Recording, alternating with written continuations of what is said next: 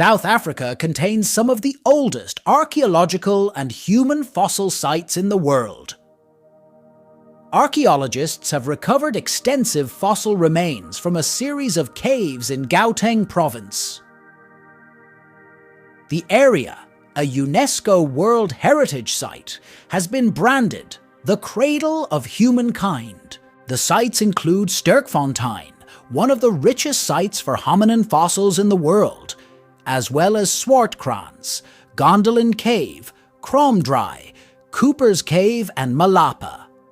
Raymond Dart identified the first hominin fossil discovered in Africa, the Taung child, found near Taung in 1924. Other hominin remains have come from the sites of Makapansgat in Limpopo province, Cornelia and Florisbad in Free State province, Border Cave in KwaZulu-Natal province, Clayse's River Caves in Eastern Cape province, and Pinnacle Point, Ellensfontein and De Kelder's Cave in Western Cape province. These finds suggest that various hominid species existed in South Africa from about 3 million years ago, starting with Australopithecus africanus, followed by Australopithecus sediba, Homo ergaster, Homo erectus, Homo rhodesiensis, Homo helmei, Homo naledi, and modern humans, Homo sapiens. Modern humans have inhabited southern Africa for at least 170,000 years.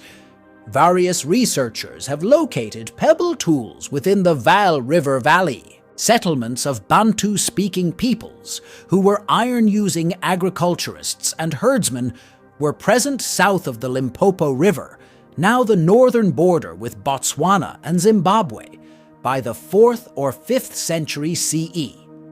They displaced, conquered, and absorbed the original Khoisan, Khoikhoi, and San peoples. The Bantu slowly moved south. The earliest ironworks in modern-day KwaZulu-Natal province are believed to date from around 1050. The southernmost group was the Xhosa people, whose language incorporates certain linguistic traits from the earlier Khoisan people. The Xhosa reached the Great Fish River in today's Eastern Cape province. As they migrated, these larger Iron Age populations displaced or assimilated earlier peoples. In Mpumalanga province, several stone circles have been found, along with a stone arrangement that has been named Adam's Calendar. And the ruins are thought to be created by the Bakoni, a northern Sotho people. Dutch colonization. By the early 17th century, Portugal's maritime power was starting to decline, and English and Dutch merchants competed to oust Portugal from its lucrative monopoly on the spice trade. Representatives of the British East India Company sporadically called at the Cape in search of provisions as early as 1601. But later came to favour Ascension Island and St. Helena as alternative ports of refuge. Dutch interest was aroused after 1647, when 2 employees of the Dutch East India Company were shipwrecked at the Cape for several months. The sailors were able to survive by obtaining fresh water and meat from the natives. They also sowed vegetables in the fertile soil. Upon their return to Holland, they reported favourably on the Cape's potential as a warehouse and garden for provisions to stock passing ships for long voyages. In 1652, a century and a half after the discovery of the Cape Sea Route, Jan van Riebeek established a victualling station at the Cape of Good Hope, at what would become Cape Town, on behalf of the Dutch East India Company. In time, the Cape became home to a large population of Vrylieden, also known as Vryburgers, former company employees who stayed in Dutch territories overseas after serving their contracts. Dutch traders also brought thousands of enslaved people to the fledgling colony from Indonesia, Madagascar, and parts of Eastern Africa. Some of the earliest mixed-race communities in the country were formed between Vrijburgers, enslaved people, and indigenous peoples. This led to the development of a new ethnic group, the Cape Coloreds, most of whom adopted the Dutch language and Christian faith. The eastward expansion of Dutch colonists ushered in a series of wars with the southwesterly migrating Xhosa tribe, known as the Xhosa Wars, as both sides competed for the pasture land near the Great Fish River, which the colonists desired for grazing cattle. Vrijburgers who became independent farmers on the frontier were known as Boers, with some adopting semi-nomadic lifestyles being denoted as Trekboers. The Boers formed loose militias, which they termed commandos, and forged alliances with Khoisan peoples to repel Xhosa raids. Both sides launched bloody but inconclusive offensives, and sporadic violence, often accompanied by livestock theft, remained common for several decades. British colonization and the Great Trek. Great Britain occupied Cape Town between 1795 and 1803 to prevent it from falling under the control of the French First Republic, which had invaded the Low Countries. After briefly returning to Dutch rule under the Batavian Republic in 1803, the Cape was occupied again by the British in 1806. Following the end of the Napoleonic Wars, it was formally ceded to Great Britain and became an integral part of the British Empire.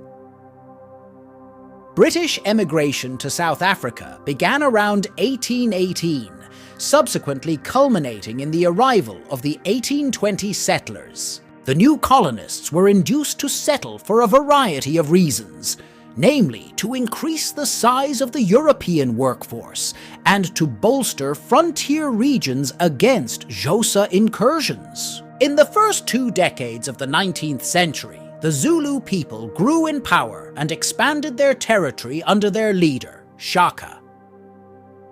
Shaka's warfare indirectly led to the Mfecane crushing, in which 1 to 2 million people were killed, and the inland plateau was devastated and depopulated in the early 1820s. An offshoot of the Zulu, the Matabele people created a larger empire that included large parts of the High Veld under their king Mzilikazi.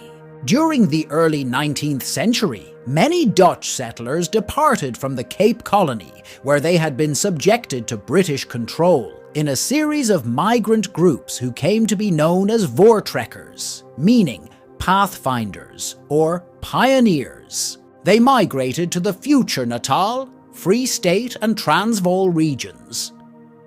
The Boers founded the Boer Republics, the South African Republic, the Natalia Republic, and the Orange Free State.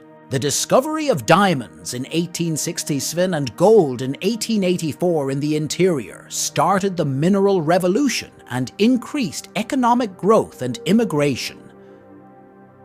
This intensified British subjugation of the indigenous people. The struggle to control these important economic resources was a factor in relations between Europeans and the indigenous population, and also between the Boers and the British. On the 16th May, 1876, President Thomas Francois Burgers of the South African Republic declared war against the Pedi people.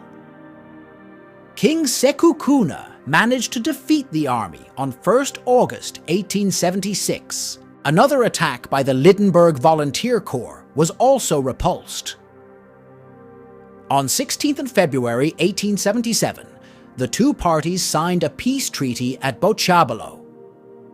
The Boers' inability to subdue the Pedi led to the departure of Burgers in favour of Paul Kruger and the British annexation of the South African Republic. In 1878 and 1879, 3 British attacks were successfully repelled until Garnet Wolseley defeated Sekhukhune in November 1879 with an army of 2,000 British soldiers, Boers and 10,000 Swazis. The Anglo-Zulu War was fought in 1879 between the British and the Zulu Kingdom.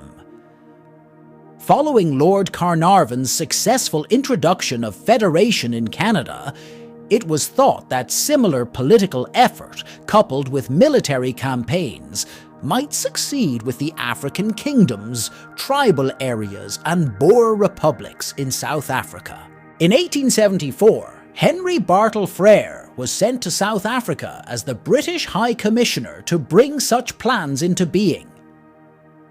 Among the obstacles were the presence of the independent states of the Boers and the Zululand Army. The Zulu nation defeated the British at the Battle of Isandlwana. Eventually, Zululand lost the war, resulting in the termination of the Zulu nation's independence. Boer Wars. The Boer republics successfully resisted British encroachments during the First Boer War, 1880-1881, using guerrilla warfare tactics, which were well suited to local conditions. The British returned with greater numbers, more experience, and new strategy in the Second Boer War, 1899-1902, and although they suffered heavy casualties through attrition, they were ultimately successful. Over 27,000 Boer women and children died in the British concentration camps. South Africa's urban population grew rapidly from the end of the 19th century onward. After the devastation of the wars, Dutch-descendant Boer farmers fled into cities from the devastated Transvaal and Orange Free State territories to become the class of the white urban poor. Independence. See also Union of South Africa, Military History of South Africa during World War I, and Military History of South Africa during World War II.